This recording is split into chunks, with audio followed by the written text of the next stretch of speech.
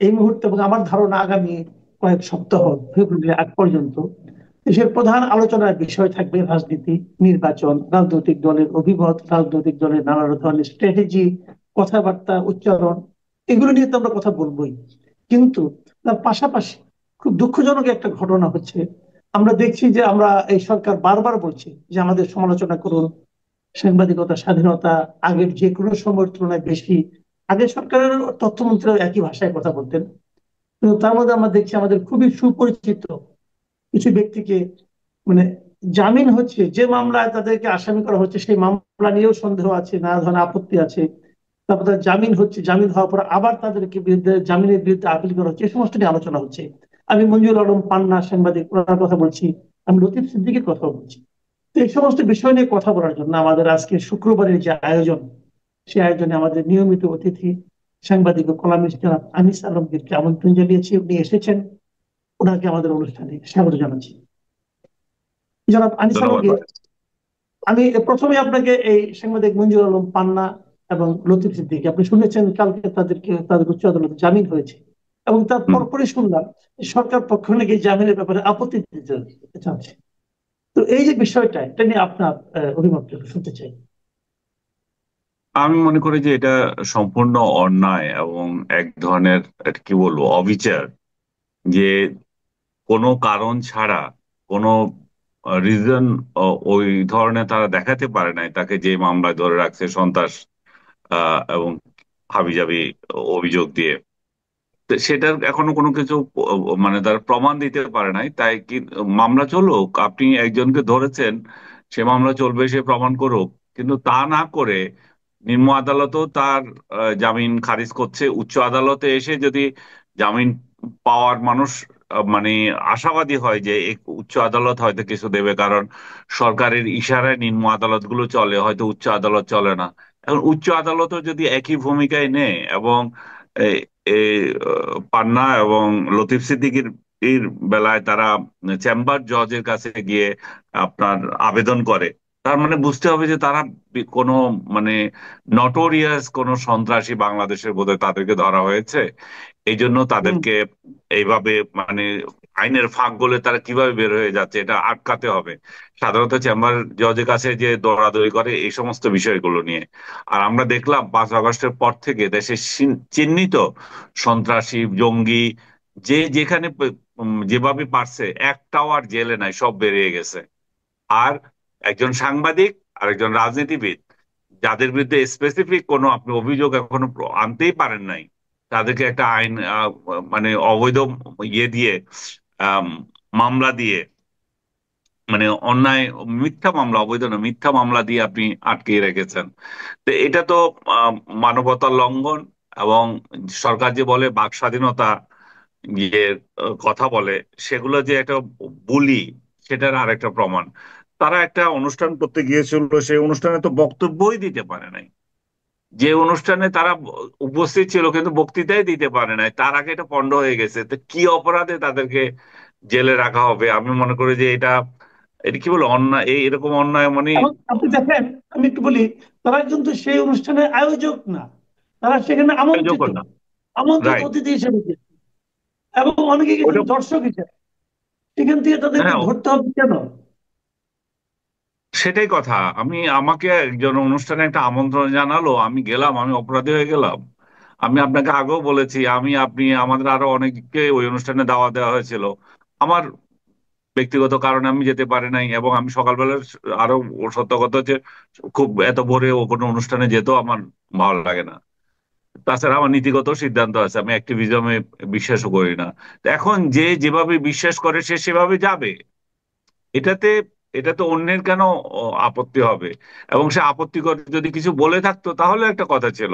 আর ওই সংগঠনটা কি বাংলাদেশের নিষিদ্ধ কোনো সংগঠন নাকি, নাকি কোনো জঙ্গি সংগঠন যে যারা একটা অনুষ্ঠান আয়োজন করতে পারবে না? এবং এটা যদি হয়ে যায় যে বঙ্গবন্ধুর কথা বলা যাবে না, স্বাধীনতার পক্ষের কথা বলা যাবে না, মুক্তিযোদ্ধারা মিলিত হতে পারবে না, এটাও তাহলে একটা আইন করে দেওয়া হোক যে এই এই কাজগুলো আমাদের শাসন আমলে করতে পারবে না, তাহলে মানুষ সতর্ক থাকতে পারে, মানুষের এই ধরনের হেনস্থার শিকার হতে হয় না। আপনি দেখেন, এই গ্রেপ্তার নিয়ে কিন্তু এর মধ্যে আন্তর্জাতিক একাধিক সংগঠন কিন্তু বিবৃতি দিয়েছে এবং তারা এর সমালোচনা করেছে। তো আমি আমি যদি সরকারের পক্ষ থেকে ভাবি যে এই গ্রেপ্তারের মাধ্যমে সরকারের এক নম্বর কথা হলো, লাভটা কি হচ্ছে, দুই নম্বর হলো আন্তর্জাতিক ভাবে তার যে ইমেজটা ক্ষতিগ্রস্ত গ্রস্ত হচ্ছে, এটাও কি সরকার উপলব্ধি করতে পারছে না? আমার তো মনে হয় পাচ্ছে না। আমরা যে বারবার বলতেছি এই সরকারের মব যেই হারে আছে, এবং এই সরকার সরাসরি কোনো আহ, সংবাদপত্রের উপর আঘাত আনে নাই। যেগুলো অন্যান্য প্যারাসাইট যেগুলো আছে ওরাই আক্রমণ করছে। সরকার এই জায়গায় প্রশংসা পাওয়ার যোগ্য, কিন্তু আবার নিন্দা পাওয়ার যোগ্য যে সরকার এটা প্রতিরোধও করছে না। সরকারকে সরাসরি মানুষ দায়ীও করতে পারছে না যে আপনি এটা করছেন, কিন্তু এটা তো সরাসরি সরকার করছে, এটা তো অন্য Right. কোনো অর্গানাইজেশন করছে না। সরকার অন্যান্য খাতে যেটা করছে সাংবাদিকদের জন্য, সেটাও সরকার বলবে যে আমি সরাসরি করছি না, আমার তো ইয়ে নাই। এখন এখানে কি বলবে? এখানে তো সরাসরি তারা সাংবাদিকদের কণ্ঠরোধ করছে, মত প্রকাশের স্বাধীনতা হস্তক্ষেপ করছে, মুক্তিযোদ্ধাদের সমাবেশ নিষিদ্ধ করে রেখেছে। তো এই ধরনের মানে নিষিদ্ধ করে রেখেছে মানে তাদের কার্যক্রমে বোঝা যায় আর কি। নিষিদ্ধ তো করে নাই, যেটা আমি আগে বলছিলাম। যদি সেটা করতো, সরাসরি বলতো, তাহলে মানুষ যেত না। মানুষ তো আইন মানতে বাধ্য, সরকারে যদি আইন করে দেয়। এখন সেটা না করে এবার এ ধরনের হেনস্থা করার তো কোনো মানে হয় না। এবং যারা আমরা এদের এদের পক্ষে কথা বলবো, এখন বলি যে ওরা এদের পক্ষে কথা বলছে কেন, এটাও আবার কোন দোষ হয়ে যায় আল্লাহ জানে। অনেকে বলে যে আমরা মগের মূল্যকে আছি নাকি মবের মূল্যকে আছি। যাই হোক, এটা নিয়ে আলোচনা আমরা পরবর্তী আরো করতে থাকবো। একটু রাজনীতিতে আসি। আপনি লক্ষ্য করেছেন বেশ কিছুদিন ধরে মানে জামাতে ইসলামের রাজনীতিতে তাদের বডি ল্যাঙ্গুয়েজে যেমন কেমন যেন একটা চেঞ্জ এসেছে। আমি হুম। কয়েকদিন আগে শুনলাম যে আব্দুল্লাহ মোহাম্মদ তাহের, জামাতের নায়েবে আমির, উনি বলছিলেন যে কয়েকজনের ফোন রেকর্ড নাকি তার কাছে আছে। এটা নিয়ে অনেকে বললো যে আপনার কাছে ফোন রেকর্ড থাকে কিভাবে, অন্যের ফোন রেকর্ড থাকাটাও তো অন্যায়। তারপরে আবার হুম। গতকালকে শুনলাম ওনারা বললেন যে 5 দফা দাবি আদায়ের জন্য যদি কোনো হাঙ্কি পাঙ্কি কেউ করে তাহলে সেটা সহ্য করা হবে না, নো হাঙ্কি পাঙ্কি। এবং বললেন সোজা আঙ্গুলে ঘি না উঠলে আঙ্গুল বাঁকা করতে হবে, এটাও বললেন। আবার একই দিনে শুনলাম যে মিয়া গোলাম পরোয়ার ওনাদের যে জয়েন্ট সেক্রেটারি, উনি বলতেছেন যে 11 তারিখের মধ্যে দাবি না মানলে 11 তারিখের পর ঢাকা শহরের চেহারা নাকি পাল্টে যাবে। তো এই যে বিষয়গুলো জামাত ইসলামের কথাবার্তা ইদানিং যেন একটু অসহিষ্ণু, একটু বেপরোয়া, একটু হুঙ্কারমূলক মনে হচ্ছে। কেন? তারা কি ধরে নিয়েছে তারা নিশ্চিতভাবে ক্ষমতায় আসছে, নাকি অন্য কোনো কারণ আছে? হয়তো এটাই। এটা এটা সবচেয়ে বড় বিষয় হচ্ছে যে বাংলাদেশ আওয়ামী লীগের অনুপস্থিতি। আওয়ামী লীগ যদি থাকতো, এখানে একটা ক্ষমতার ভারসাম্য থাকতো। এখানে আওয়ামী লীগ সরকারে হোক আর বিরোধী দলে হোক, একটা ক্ষমতার ভারসাম্য থাকতো। এখানে ক্ষমতার ভারসাম্য নাই। এখানে আওয়ামী লীগকে বিতাড়িত করে তারা নিজেরা নিজেরা ঝগড়া করছে, এবং এই ঝগড়ার কোনো মানেও আমি দেখি না। তারা আজকে যদি আওয়ামী লীগ আসবে বলে, তারা কিন্তু আবার এক হয়ে যাবে। তো একই যদি হবেন, আপনার একই মানসিকতার লোকগুলো কেন ঝগড়া করছেন? মানুষ চায় যে একটা সুষ্ঠু, সুন্দর নির্বাচন, একটা অর্থবহ নির্বাচন, যেটা আপনার ইনক্লুসিভ করার কথা। আপনারা ইনক্লুসিভই করছেন না, আপনারা একদলীয়ই করতে যাচ্ছেন, এক মনের করতে যাচ্ছেন। সেটা করতেও আপনারা এক হতে পারছেন না। সেটা তো জাতির জন্য খুবই দুঃখজনক ঘটনা। এবং বিএনপিকে আহ বিএনপিকে যেভাবে, বিএনপির ভাষায় তাদেরকে প্রতারণা করা হয়েছিল, সেই প্রতারণাগুলো জবাব দেন আপনি। যে আমরা একটা জিনিসে স্বাক্ষর করলাম একরকম, এবং আমাদেরকে আবার বলা হচ্ছে খসড়া যেটা দেওয়া হলো, চূড়ান্ত যেটা রিপোর্ট দিল, সেখানে আরেক রকম। তো এই যে অবিশ্বাস তৈরি হয়েছে একটা সরকারের, একটা কমিশনের প্রতি, একটা যারা সংস্কার করবে, যারা জুলাই সনদ মানাবে, তাদের প্রতি, সেই জায়গায় তাহলে অবিশ্বাসটা দূর করার ব্যবস্থা করেন। সরকার সেই ব্যবস্থা না করে এটা রাজনৈতিক দলগুলোর উপর ঠেলে দিল। রাজনৈতিক দলগুলোর উপর ঠেলে দেওয়া মানে তারা তারা এখন মারামারি করা, তারা তারা বাকওয়াজ বক্তৃতা মারা একে অন্যের বিরুদ্ধে। এই ক্ষেত্রে এই বাকওয়াজ বক্তৃতায় জামাত ইসলাম এগিয়ে আছে বলতে হবে, কারণ তারাই বেশি আক্রমণ করছে এবং তারা রাজপথে নেমে গেছে। বিএনপি এখনো রাজপথে নামে নাই, বিএনপির ভাষা এখনো সংযত আছে। বিএনপি আজকেও বলছে, মির্জা ফখরুল বলছেন যে গণতন্ত্রকে আবারও ধ্বংস করার চক্রান্ত চলছে। আজকে 7ই নভেম্বরের অনুষ্ঠানে তারা এটা বলেছেন, উনি, মির্জা ফখরুল সাহেব, কিছুক্ষণ আগে। সো এখন তাহলে তাহলে এটার সমাধান কি? সমাধান তাদেরকে করতে হবে। তারা একটা যৌক্তিক কারণ দেখাতে হবে। তারা এই যে এই আন্দোলনগুলো করছে, তারা পিআর এর দাবি তুলেছিল। ঠিক আছে, পিআর এর দাবি তুলছেন, আপনারা উচ্চ কক্ষের ব্যাপারে হা ছিল, সেটা কিভাবে কমপ্লিট করবেন সেটা বলেন। এখন নিম্ন কক্ষেও চাচ্ছে। তার মানে এরা প্রতিদিন একটা না একটা ইস্যু তৈরি করতে চাচ্ছে। সোজা আঙ্গুলে ঘি না উঠলে আঙ্গুল বাঁকা করবে, এবং তাদের ঘি দরকার। তো ঘি যখন দরকার তখন এত ইলেকশনের দরকার কি? আপনারা এই ঘি নিজেরা এত জিনিসটা কি? ক্ষমতা। হ্যাঁ। এই ঘি জিনিসটা কি? ঘি জিনিসটা ওই যে দাবিগুলো 5 দফা, এই যে মানে পেঁয়াজ ঘি দিতে না, হবে নির্মক, ওইটাই তারপরে ঘি না? আপনার রেফারেন্ডাম দিতে হবে। মানে বক্তৃতার ভাষা পাল্টে গেছে না? হাঙ্কি পাঙ্কি মানে হ্যাঁ, কি? ওনারা ওনারা মনে করছে যে ক্ষমতায় চলে গেছেন। বিএনপিও 5 আগস্টের পর থেকে যে সমস্ত আচরণ করেছিল সেগুলোতে তারা প্রতিফলিত হয়েছিল যে তারাই ক্ষমতায়। এখন জামাতে ইসলাম দীর্ঘদিন আহ সামলিয়ে আসছে, আহ, প্রশাসন দখল করা, তারপরে বিশ্ববিদ্যালয়গুলো দখল করা, এই কাজগুলো এখন তাদের অলমোস্ট সমাধানের পথে। এই অবস্থায় তাদের ক্ষমতা যাওয়ার পথে বাধা, ক্ষমতায় যাওয়ার পথে বাধা তো হচ্ছে বিএনপি। যদি আহ, মানে একটা সুষ্ঠু নির্বাচন হয়, আওয়ামী লীগের অনুপস্থিতিতে বিএনপি কে হয়তো মানুষ ভোট দেবে, কিন্তু তারা হয়তো চাচ্ছে না যে বিএনপি কে কেন দেবে, এবং এই কাওয়াজ লাগিয়ে যদি এটা আরো পিছানো যায়। বিশেষ করে আমি বারবার বলছি একটা কথা, যে আপনার এই গণভোট যে বিষয়টা, সেটা কেন ইলেকশনের আগে হবে, সেটা জাতি কিন্তু কনভিন্স হতে পারছে না। ইলেকশনের আগে মিন সংসদ নির্বাচনের আগে হবে। সংসদ নির্বাচনের আগে সময়টা কোথায়, আর কেনই বা হতে হবে এত কোটি কোটি টাকা শ্রাদ্ধ করে? তাহলে সেটা কিন্তু জামাতে ইসলাম বা আদার্স দিতে পারে না। তারা বলে যে লেজিটিমেসি দরকার। সংসদ নির্বাচন যখন হয়ে যায়, তার থেকে বড় লেজিটিমেসি কে দিতে পারে? সংসদে তো হয়ে যাবে। আচ্ছা, একটা কথা আমি আপনাকে একটু স্মরণ করে দিই। এই যে আপনি বললেন যে কোটি কোটি টাকা ব্যয়ে আগে কেন নির্বাচন হবে, জামাত কিন্তু একটা চমৎকার যুক্তি দিয়েছে। জামাতের হ্যাঁ। যুক্তিটা হলো যে প্রতিদিন নাকি যে টাকা চাঁদাবাজি হয়, সেই একদিনের চাঁদাবাজির টাকা দিয়ে নাকি একটা গণভোট করা সম্ভব।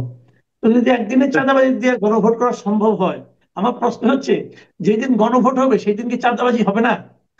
এটা কি কথা না, বুঝলাম না। একদিনের চাঁদাবাজি দিয়ে যদি গণভোট হইতে পারে, তাহলে চাঁদাবাজিটা ওনারা বন্ধ করে দিক না। আমরা তো চাঁদাবাজি বন্ধ করার জন্যই নির্বাচন চাচ্ছি। যে যান ভাই, আপনারা নিজেরাই চাঁদাবাজির লাইসেন্সটা পান। এখন হুম, হুম, এখন আপনারা সবাই লাইসেন্স আপনাদের চাঁদাবাজির। তো চাঁদাবাজির লাইসেন্সটা এক দলকে দেন, আমরা তো সেটা চাচ্ছি। মানুষ তো এক দলকে চাঁদা দিতে চায়, 3 দলকে চাঁদা দিয়ে 14 দলকে চাঁদা দিয়ে তো মানুষ ব্যবসা বাণিজ্য হুম, করতে হুম। পারছে না, টিকতে পারছে না। তো সেটার যা সেই সেই জায়গায় আপনি প্রতিবন্ধকতা সৃষ্টি করছেন কেন? এটা স্পষ্টই, আমি বারবার বলছি, একটাই কারণ। এটা হচ্ছে যে একটা সাংবিধানিক আহ বৈধতা নেওয়া, যে রাইট। একটা একটা গণভোটের মাধ্যমে একটা একটা রায় নেবে। হ্যাঁ, যদি জয়ী হয়, তাহলে বললো যে জনগণ এই সরকারকে যত কর্মকাণ্ড করেছে সেগুলোর বৈধতা দিয়েছে, জুলাই সনদের পক্ষে বৈধতা দিয়েছে, এবং এই সরকার তার মেয়াদ পূর্ণ করুক, আরো আরো আরো কয়েক বছর থাকুক, তারপরে যদি ইলেকশন দেয় এখন কোনো সমস্যা নাই। কারণ আগে সংকট ছিল, সাংবিধানিক সংকট ছিল, বৈধতা নিয়ে কোশ্চেন ছিল, এখন আর বৈধতা নাই, মানুষ তো ভোট দিয়ে দিয়েছে। এবং এই গণভোট যেটা বাংলাদেশের ইতিহাসে যে আগেও 3বার হয়েছিল, জিয়াউর রহমানও এইভাবে বৈধতা নিয়েছিল যখন উনি জেনারেল ছিলেন, এরশাদও এইভাবে বৈধতা নিয়েছিল। তো এই 2বার বৈধতা পেয়েছে। আরেকবার তো খালেদা জিয়া, সেখানে বৈধতার প্রশ্ন আসেনি, সেখানে সংসদ বহাল ছিল। তো সেসব এটা বিশেষ প্রয়োজনে একটা গণভোট করতে হয়েছিল। তারপর এখন এই দুইটা গণভোটের উদাহরণ দিয়ে তারা বলবে যে আমরা তো এখন বৈধতা পেয়েছি, এই সরকারকে আরো লেংদি করতে দিই। আর এই সরকারকে লেংদি করতে দেওয়া মানে হচ্ছে যে বিএনপির বিরুদ্ধে আরো অভিযোগ করা, বিএনপি কে আরো ডাউন করা, এবং দেশের মধ্যে একটা অস্থিতিশীলতা তৈরি করা। ওনারা 11 তারিখ ঢাকায় অচল করে দিতে চাচ্ছেন, এদিকে আওয়ামী লীগ চাচ্ছে যে 13 তারিখ ঢাকা অচল করতে। তারা এর মধ্যে আহ্বান জানিয়েছে তাদের লোকদেরকে ঢাকায় আসার জন্য। তো ঢাকা ঢাকা ঢাকা কেন এত কষ্ট করবে রে ভাই? আপনারা এগুলা অন্য কোথাও যাই করেন না। হ্যাঁ, হুম। ঢাকাবাসীর কেন এত কষ্ট সহ্য করতে হবে আপনাদেরকে? রাজপথের এই এই সমস্ত আন্দোলন, এই সমস্ত হাঙ্গামা, এগুলাতে রক্ষা পাওয়ার জন্যই তো মানুষ চেয়েছিল যে একটা একটা পরিবর্তন, একটা রেজিম চেঞ্জ। এখন রেজিম চেঞ্জ হইতে আপনারা দিচ্ছেন না কেন? চেঞ্জ হওয়ার পরে আরেকটা যে গণতান্ত্রিক উপায়ে একটা সরকার আসবে, সেই জায়গায় আপনারা কেন বাধা দিচ্ছেন বারবার? মানুষ খুবই বিরক্ত এই সমস্ত কর্মকাণ্ড নিয়ে। হয়তো ওনাদের দলীয় দালাল যারা আছে, হয়তো রাজনৈতিক দলের দালাল যারা আছে, তারা এটাতে মজা পেতে পারে, তারা ক্ষমতা ভোগ করছে, কিন্তু সাধারণ মানুষ জর্জরিত। সাধারণ মানুষ তাদের অন্ন বস্ত্র শিক্ষা সবকিছু তারা মানে রুদ্ধ হয়ে গেছে, তাদের তাদের দুর্বিষহ জীবনযাত্রা হয়ে গেছে। তারা তাদের আয়ের উৎস কমে গেছে।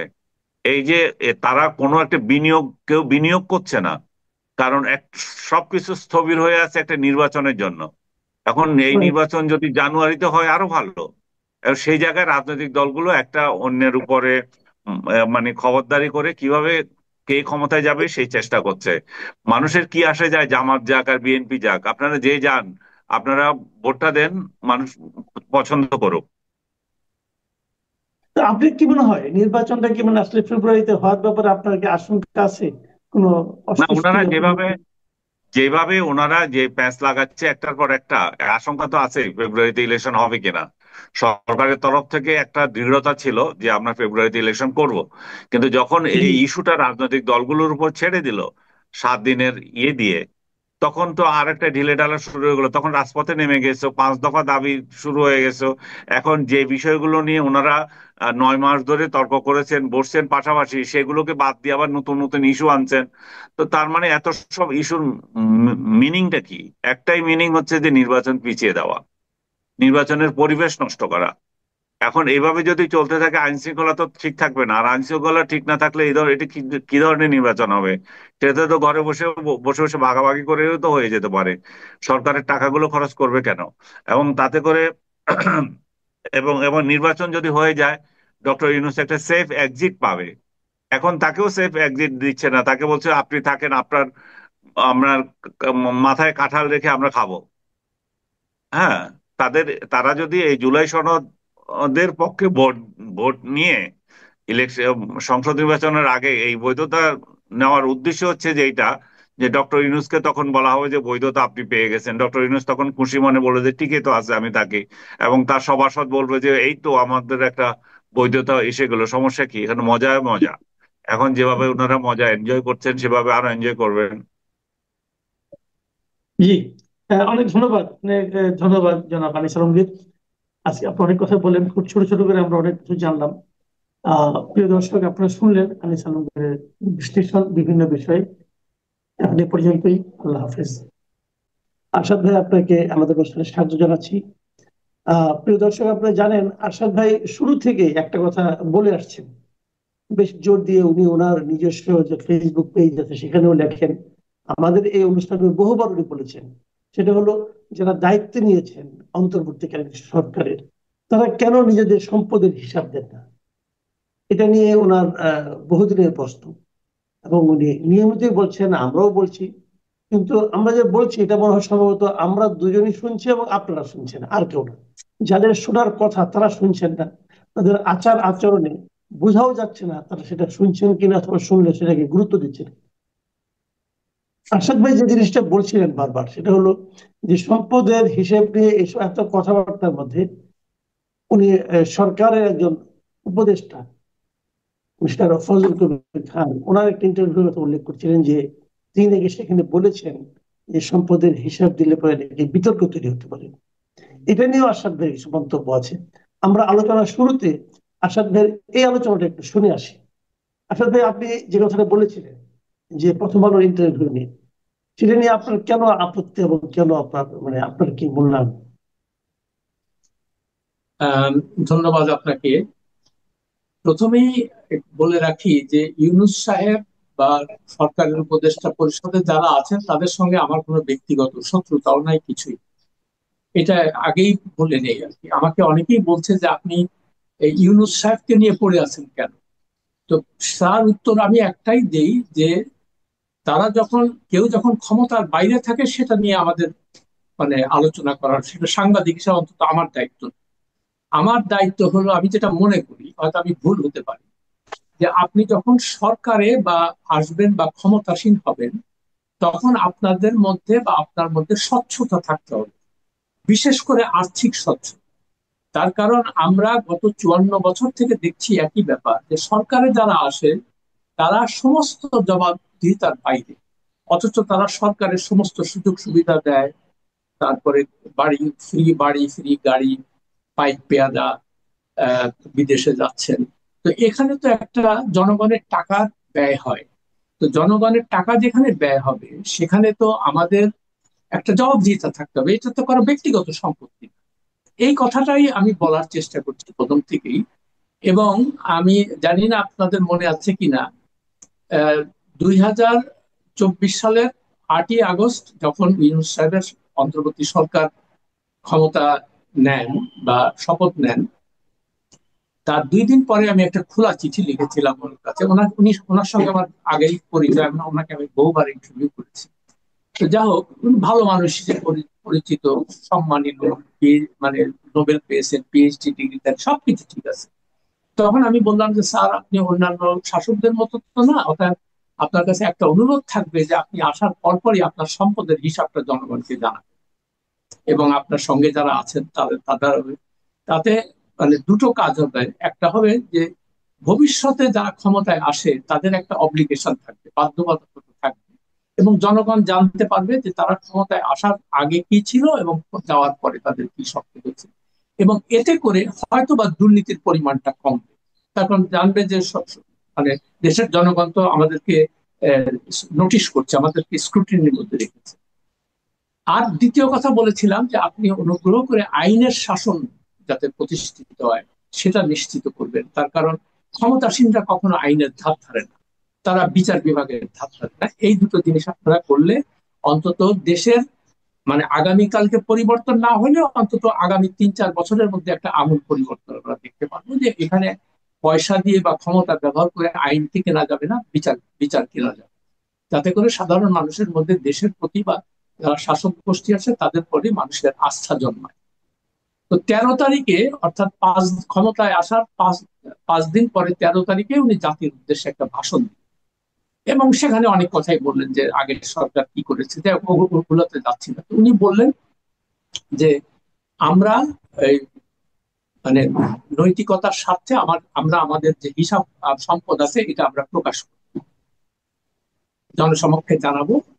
আর উনি বললেন যে শুধু উপদেষ্টা পরিষদ না, সরকারের বড় বড় কর্মকর্তা যারা আছেন, তাদেরকেও এটা বাধ্যতামূলক, তাদেরকে এটা দিতে হবে এবং তাদেরকে মানুষের কাছে জানাইতে হবে। ভালো কথা। এরপরে দিনের পর দিন চলে যায়, ওটা নিয়ে আর কোনো কথা হয় না, কিছুই হয় না। তারপরে এখন তো 15 মাস চলছে, আজকেই তো 15 মাস, আজকে 8 তারিখ, 15 মাস হয়ে গেল। জি, এরপর তো কোনোদিন আমি বহুবার এটা লিখেছি, বলেছি।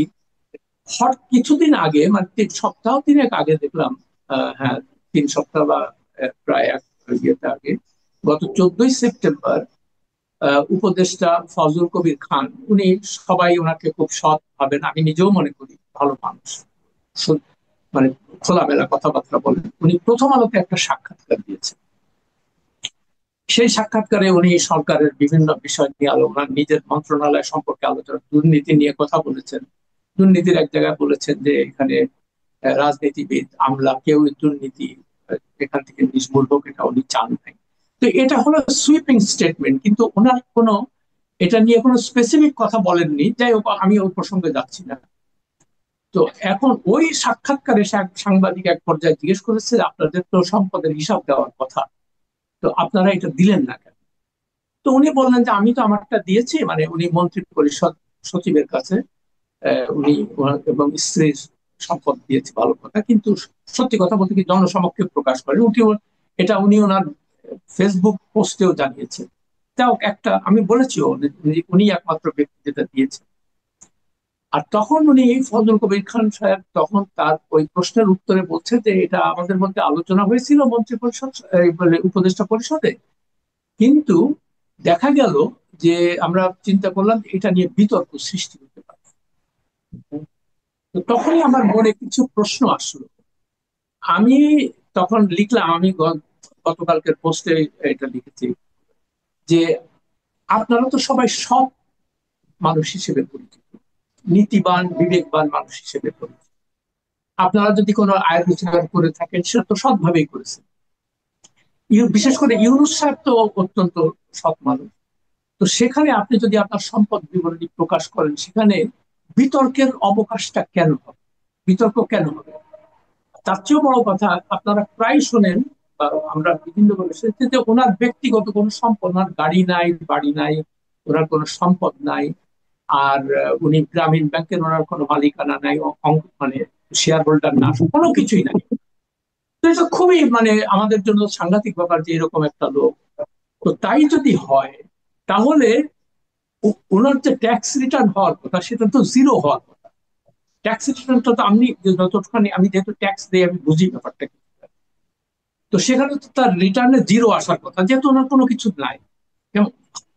তাহলে আমার প্রশ্ন, তাহলে আপনি সম্পদ বিবরণীটা প্রকাশ, আর এটা আপনি জাতির কাছে ওয়াদা করেছিলেন যে আপনি এটা করবেন। 15 মাস ধরে আমরা বিভিন্ন ভাবে আলোচনা এটা নিয়ে আসছি, কিন্তু এটা নিয়ে, এবং তার দপ্তর যে প্রধান প্রধান নানান কথা বলে, সেখানে যে তাদের প্রেস উইং আছে অনেক কথা বলে, কিন্তু এটা নিয়ে কোনো আলোচনা করে না। আচ্ছা, ভালো কথা। তো তখন আমি লিখলাম যে এই সাংবাদিকের, আমি যদি তার জায়গায় হতাম, তো আমি ইমিডিয়েট ফলো আপ প্রশ্নটা ফজল কবির খান সাহেবকে করতাম যে আপনি যে বিতর্কের কথাটা বলছেন, এখানে বিতর্ক কেন হবে এটা আমাদেরকে একটু বুঝান, বিকজ আমাদের তো পাঠকদেরকে বলতে হবে, পাঠকদের মনে এই প্রশ্নটা আসবে। বলে নাই সেটা। আচ্ছা, তারপরে এটা আমি আরো বললাম যে ওখানে প্রথম আলোর যে সম্পাদক, তার কাজটা কি?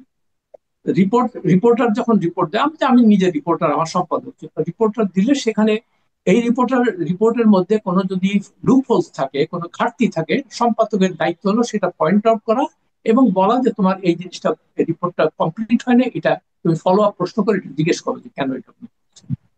তো প্রথম আলোর সম্পাদক এটা ওইভাবে জিনিসটা ছাপা হয়ে গেছে। তো আমার প্রশ্ন যে এই প্রথম আলো দেশের 1 নাম্বার পত্রিকায় এত নাম কান্তার, হ্যাঁ, তারা এখন 27 বছর পালন করছে আর বলছে সত্যের পথে থাকি, ন্যায়ের পথে থাকি, খুব ভালো কথা। কিন্তু আপনি সাংবাদিকতার বেসিক যে প্রিন্সিপাল গুলো, যে নীতিগুলা, সেটা তো আপনি মানছেন না। আপনি ওই মানে, আর আজকে সবচেয়ে আশ্চর্য ব্যাপার, আজ পর্যন্ত আমি এই 15 মাসে এই সরকার নিয়ে প্রথম আলোতে একটা কোনো ক্রিটিক্যাল রিপোর্টিং আমি দেখি নাই। অন্তত আমি দেখি নাই, আপনারা দেখেছেন কিনা আমি জানি। তো এখন অনেকে বলে যে এটা একটা প্রথম আলোর সরকার। তো প্রথম আলোতে যারা কলাম টলাম লিখতো তারাই সব উপদেষ্টা নিযুক্ত। ঠিক আছে, সেটা ভালো, তারা সবাই ভালো মানুষই, আমরা জানতাম। তো তারা যদি সরকারে আসে এটা তো আমাদের জাতির জন্য মঙ্গল। তো এই কথাটাই আমি বারবার করে বলার চেষ্টা করছি যে উনি যে এই জবাবদিহিতার ঊর্ধ্বে তো কেউ না। তারপর আপনি যখন ক্ষমতায় আসেন, ক্ষমতায় থাকেন, তখন আপনার প্রতিটা জিনিসকেই আপনার জবাবদিহিতা করতে হবে।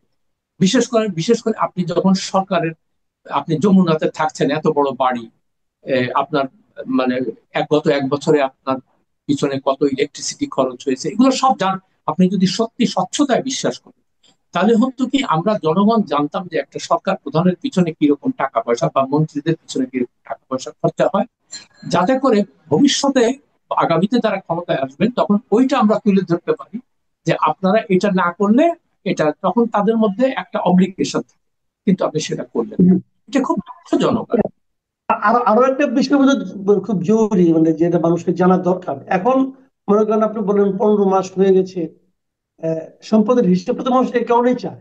তারা চায় যে শুরুতে তারা হিসাবটা দিবে এবং দিয়ে 15 মাস পরে আরেকবার দেবে, যাতে নাকি আমরা কম্পেয়ার করে দেখতে পারি এই 15 মাসে আপনার আয় বৃদ্ধি, সম্পদ বৃদ্ধি কি পরিমাণ হলো। কিন্তু এখন শেষ বেলায় যাওয়ার সময় হয়তো বলবে যে আমার কোনো টাকা নাই, আমার ব্যাংকে কিছু নাই। এটা বললে তো কিছু যায় আসে না, তাই না? আপনার শুরু না, থেকে জানতে চেয়েছি, এটা আমাদের না, একটা, আমরা কখনোই এটা জানতে পারি না, এটা আমাদের এই জাতি হিসেবে আমাদের দুর্ভাগ্য। আমরা একটু অন্য প্রসঙ্গে একটু আসতে চাই যে এই মুহূর্তে দেশের সবচেয়ে যে বিষয়টা নিয়ে আলোচনা হচ্ছে সেটা হলো জুলাই সনদ কিভাবে বাস্তবায়ন হবে, গণভোট হবে না কিভাবে হবে, গণভোট হবে হলে কিভাবে গণভোট হবে, কবে গণভোট হবে এবং সেই গণভোটের প্রশ্ন কি থাকবে। এটা নিয়ে এরই মধ্যে আমরা দেখেছি প্রধান বিরোধী দল তারা ঐক্যমত্য কমিশনকে বলেছে তারা তাদের সঙ্গে প্রতারণা করেছে। কালকে দেখলাম তারা বলেছে যে যত ঝামেলায় সরকারই পাকিয়েছে। আবার বিপরীত দিকে দেখলাম যে আরেকটা রাজনৈতিক দল, বড় রাজনৈতিক দল জামাত ইসলাম, তারা বলছে তাদের 5 দফা দাবি মানতেই হবে, না মানলে তারা সোজা আঙুলে ঘি উঠবে না, যদি যদি না উঠে তারা আঙুল বাঁকা করবে।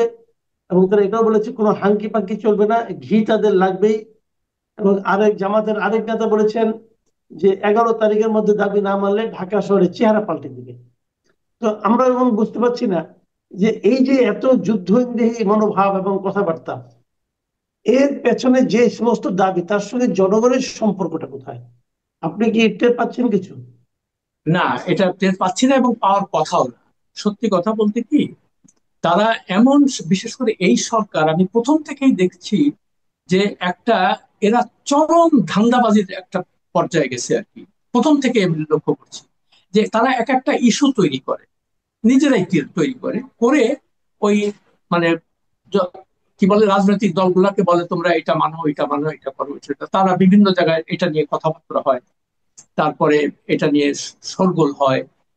এটাতে হয় কি, মূল যে সমস্যা, যেমন এই যে সম্পদের হিসাব দেয় না, উনি যে বারবার বিদেশ যায়, কেন যায় সেটা আমরা কেউ জানি না। এই এই সমস্ত থেকে দৃষ্টি অন্যদিকে ফেরানোর জন্য এই সমস্ত কাজগুলা করে।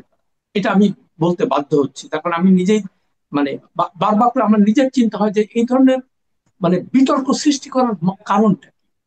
আর যে যে সমস্ত জিনিস তাদের ম্যান্ডেটের মধ্যে ছিল না, যেমন চট্টগ্রাম বন্দর বিদেশিদের কাছে দিয়ে দাও, এটা তো কোনো প্রায়োরিটির মধ্যে ছিল না, কখন আমরা শুনিও নাই।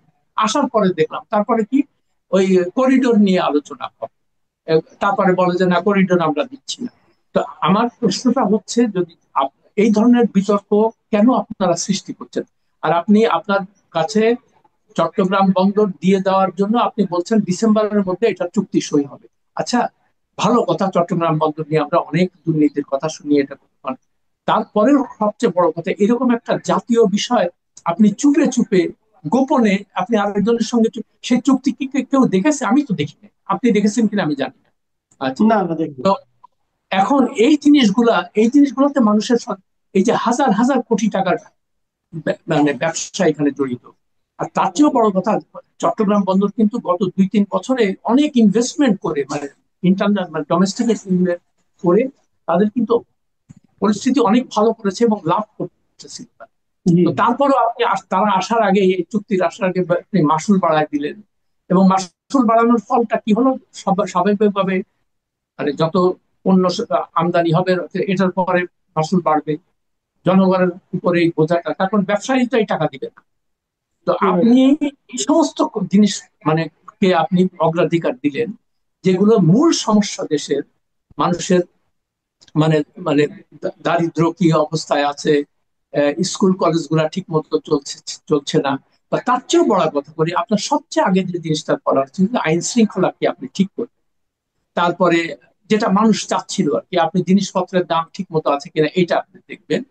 আর সংস্কারের ব্যাপারে সবচেয়ে দরকার ছিল যে নির্বাচন ব্যবস্থার সংস্কার, যাতে করে কোনো আহ, মানে অবৈধভাবে অর্থ উপার্জন করে কেউ সংসদের সদস্য না হতে পারেন, বা তাদের সংসদ নমিনেশন পাওয়ার সঙ্গে সঙ্গে তাদেরকে তাদের অ্যাসেট ডিক্লেয়ার করতে হবে, এবং প্রতি বছর এটা তারা করবে বাধ্যতামূলক। তা না হলে এরা এসেই সংসদে আসা মানে তার সে একটা সোনার খনি পেয়ে গেল। এবং আমরা এটা দেখেই আসছি, এটা কোনো কোনো পরিবর্তন, কোনো সরকারের আমলে কোনো পরিবর্তন হচ্ছে না। জি। এখানে বিভিন্ন লোকজন, জীবনে যাদের কোনোদিন নাম শুনে নাই, কালু, দুলু, ফালু, নীলু, কোথা থেকে আসছে, এসে হাজার হাজার কোটি টাকার মালিক। তো এই জিনিসগুলো সংস্কার করার কথা, কিন্তু আপনি সেদিকে গেলেন না, আপনি খালি বিদেশ যাবেন, আপনি তারপরে ওই বড় বড় গাড়িতে চড়বেন, এই মন্ত্রী পাড়ায় থাকবেন, এই সমস্ত। জি। আমরা অনুষ্ঠানের শেষ পর্যায়ে মোটামুটি চলে এসেছি। আরেকটা প্রশ্ন খুব একটু জরুরি করা উচিত। সেটা হলো যে আমরা শুরু থেকেই দেখেছি যে আমাদের বলতে গেলে একমাত্র প্রতিবেশী ভারতের সঙ্গে আমাদের এই সরকার, নতুন সরকার যেটা এসেছে, অন্তর্বর্তীকালীন সরকার, এদের সম্পর্ক যেন ভালো যাচ্ছেই না। এবং এটা কত খারাপ করা যায় সেটা নিয়েও যেন এক ধরনের আপনার প্ররোচনা দেওয়া হচ্ছে বিভিন্ন জায়গা থেকে, যে ভারতের সঙ্গে আমাদের সম্পর্ক খুব খারাপ, আমরা যুদ্ধ অবস্থায় আছি এরকম প্রমাণ করতে পারলেই বুঝি আমরা মানে স্বাধীন হয়ে গেলাম এবং আমরা প্রকৃত স্বাধীনতা পেলাম। এরকম একটা ধারণাও কিন্তু দেওয়া হচ্ছে বিভিন্ন জায়গা থেকে। এবং এই জন্য সরকারের পক্ষ থেকে, সরকারের দায়িত্ববান দুজন ব্যক্তি নানা রকম কথাবার্তা বলছেন, এবং এরকম কথাবার্তা বললে হাততালিও মিলে। তো এর মধ্যে আমরা দেখলাম যে ভারতের পক্ষ থেকে সর্বশেষ যেটা ওনাদের যে স্বরাষ্ট্রমন্ত্রী যেটা আছে, স্বরাষ্ট্রমন্ত্রী না তো প্রতিরক্ষা মন্ত্রী রাজনাথ সিং, প্রতিরক্ষা। হ্যাঁ, বেশ কড়া ভাবে রাজনাথ সিং। কিন্তু হ্যাঁ কিছু কথাবার্তা বলেছেন। তো এটাতে কি ভারতের সঙ্গে আমাদের সম্পর্ক কি আমরা খারাপ করলে আমাদের লাভ হওয়ার কোনো সুযোগ আছে, লাভবান হবো আমরা? হ্যাঁ, এটা আমি আজকে সকালবেলা এই খবরটা দেখলাম আর কি। আজকে তো 8 তারিখ, 8 তারিখেই উনি এই কথাগুলো বলেছেন। এই প্রথমবারের মতো এত শীর্ষ পর্যায়ের একজন সরকারি আহ, মন্ত্রী পর্যায়ের, মানে উনি তো ডিফেন্স মিনিস্টার আপনি জানেন, প্রতিরক্ষা মন্ত্রী, এবং বিজেপির খুব একটা ইম্পর্টেন্ট ফিগার তিনি। তো তিনি আজকে দেখলাম বলেছেন যে আমরা বাংলাদেশের সঙ্গে কোনো শত্রুতা চাই না, তারা আমাদের প্রতিবেশী, প্রতিবেশী সুলভ ইয়ে চাই। তো এখন আহ, এই তারপরে উনি বলছেন যে ইউনূস সাহেব যে ধরনের কথাবার্তা বলছেন এটা তো ঠিক ইয়ে না আমাদের জন্য। তো ওনা, এবং এই কথাটা বলছে ওনাকে সতর্কভাবে কথা বলতে হবে। এই কথা কিন্তু আমি এখনো পর্যন্ত গত 15 মাসে কোনো এই লেভেলের কোনো আহ, মানে নেতা বা সরকারি কর্মকর্তা, উনি তো কর্মকর্তা না, উনি তো মন্ত্রী, যে এই জি প্রথমবারের মতো উনি এই কথাটা বললেন। তো এটা নিয়ে আমি বেশ মানে একটু উদ্বিগ্ন বোধ করছি। তার কারণ আ- ইন্ডিয়া আমাদের, মানে সত্যি কথা বলতে কি, আমাদের সঙ্গে ভালো আচরণ করেনি, তারা কোনো সময় করেনি। এবং যার কারণে তারা বিভিন্ন রকম সুযোগ সুবিধা এখানে গত সরকার থেকে নিয়েছে, এবং প্রতিটা সরকারের আমলেই তাদের সাথে কিছু না কিছু সুযোগ সুবিধা তারা নিয়েছে। তারা বড় প্রতিবেশী, তাদের সঙ্গে সদ্ভাব আমরা রাখতে চাই। এবং সদ্ভাব রাখলে যেমন যখন পেঁয়াজের দাম বাড়ে তখন পেঁয়াজ আমরা আমদানি করি, সেখান থেকে ডালের দাম বাড়বে। এটা একটা মানে সৎ প্রতিবেশী সুলভ একটা আচরণ আমরা আসবো, যাতে করে উভয় এতে করে বেনিফিট হয়। তো যাই হোক, শেখ হাসিনার পতনের পরে সেখানে তো ভাটা পড়েছে। এবং আমি দেখতে পাচ্ছি যে কিছু লোক এই ভারত বিরোধিতাকে পুঁজি করে দেশের মধ্যে একটা অশান্তি সৃষ্টি করে, এবং তারা খুব দেখাচ্ছে যে আমরা বাংলা, আমরা দেশপ্রেমিক, সাংঘাতিক এটা ব্যাপার। কিন্তু একবার চিন্তা করছে না যে আমরা এই ধরনের, ওই ইংরেজিতে বলে জিঙ্গোইজম, মানে এই ধরনের উস্কানিমূলক কথাবার্তা বলে তাদেরকে আমরা সুযোগ করে দিচ্ছি কিনা। আমরা বলবো যে ভাই, আমরা কারোর সাথে গন্ডগোল করতে আসি নাই, তবে আমাদের যে ন্যায্য জিনিস সেটা তোমাদের কাছে আমরা আশা করি যে তোমরা আমাদেরকে সেই ন্যায্য জিনিসগুলো আমাদেরকে দেবে। তো এই, কিন্তু তার অর্থ তো এই না যে আমরা তাদের সঙ্গে যুদ্ধ করতে যাচ্ছি। হুম। তো এটা একটা অবাস্তব সিনারিও। তো সেই জন্য আমার একটু মানে দুশ্চিন্তা হচ্ছে যে রাজনাথ সিং এই কথাটা এই এখন কেন বললেন। তখন যদি আমরা ধরে নেই যে আগামী ফেব্রুয়ারিতে নির্বাচনটা হবে, ফেব্রুয়ারির প্রথমার্ধেই, তো সেই সময় এই ধরনের একটা মানে মানে সবচেয়ে পাওয়ারফুল একটা প্রতিবেশী থেকে এই ধরনের কথাবার্তা একটু দুশ্চিন্তারই কারণ হয়। তো আশা করব যে উভয় পক্ষেই একটা রেস্টুরেন্ট মানে ধৈর্যের পরিচয় দেবেন, এবং এটা কোনো খারাপ দিকে যাবে না, এইটুকুই আশা করি। জি জি, আমি আপনাকে শেষ কথাটা এক অল্প কথা ছোট করে যদি বলেন, যে এই যে ঘটনা প্রবাহ ঘটছে বিভিন্ন রকম আমরা দেখছি রাজনৈতিক ভাবে সরকারি ভাবে, এত কিছুর পরও ফেব্রুয়ারি নির্বাচন নিয়ে আপনি কতটুকু আশাবাদী? আমি তো প্রথম থেকে আপনার অনুষ্ঠানে অনেকবার বলেছি যে এই নির্বাচন নিয়ে আমি মোটেই আশাবাদী না। এবং এখানে যতদিন সত্যিকার অর্থে নির্বাচনটা না হবে আমি নিজে দেখবো আর কি। তার কারণ এই আমার যে সন্দেহ বা আমার যে আশঙ্কা, এটার একমাত্র কারণ হলো এই যে এই সরকারের, বিশেষ করে ইউনূস সাহেবের সরকার, যে কিছু কূটকৌশলের আশ্রয় নিয়ে বারবার করে নির্বাচন পিছানো বা নির্বাচন সম্পর্কে কোনো এগুলা করে আসছে গত 15 মাস থেকে। তো তাদের যদি সত্যিকার অর্থে কোনো ভালো উদ্দেশ্য থাকতো, তাদের তারা জরুরি যে সংস্কারগুলো ওইটা তাড়াতাড়ি করে 6-7 মাসের মধ্যে দিয়ে দিত, যে এখন আপনারা চালান। কিন্তু সেদিকে না, যে খালি নিজেদের স্বার্থটা তারা দেখে, নিজেরা বড় বড় মানে ওই মন্ত্রীপাড়ার বাড়ি গাড়ি, তারপরে পাইক পেয়াদা। উনি মানে 15 মাসে 14 বার বিদেশে গেলেন, এবং টাকা খরচা করতেছেন যে অ্যাজ ইফ তার নিজের বাপের টাকায়। মানে কোনো ইয়ে নাই, কোনো জবাবদিহিতা নাই। উচিত ছিল তো যে আপনি যদি ট্রান্সপারেন্সি বা স্বচ্ছতায় বিশ্বাস করেন যে আমরা এতবার বিদেশে গেছি, এই টাকা আমাদের খরচ হচ্ছে, এটা আমরা জাতিকে জানাতে চাই। যেমন ঐক্যমত্য কমিশনের পিছনে কত টাকা হচ্ছে সেটা বললো তারা। তো এই কথাগুলো আমি বহুবার থেকে বলে আসছি যে আপনারা আল্লাহর ওয়াস্তে দেশবাসীকে জানান যে আপনাদের পিছনে কত টাকা খরচা হয়েছে। এবং এটা জাস্টিফাই করে যে কেন খরচা করতে হবে এটা। তো সেটাই আমরা যে জবাবদিহিতার কথা বারবার করে বলি, এই কারণেই যারা ক্ষমতাধর তারা যেন মনে করে যে এটা তার নিজের বা তার বাপের সম্পত্তি না, এই দেশটা জনগণের জি সম্পত্তি। জি, অনেক ধন্যবাদ। অনেক ধন্যবাদ জনাব আসাদ মাহমুদ।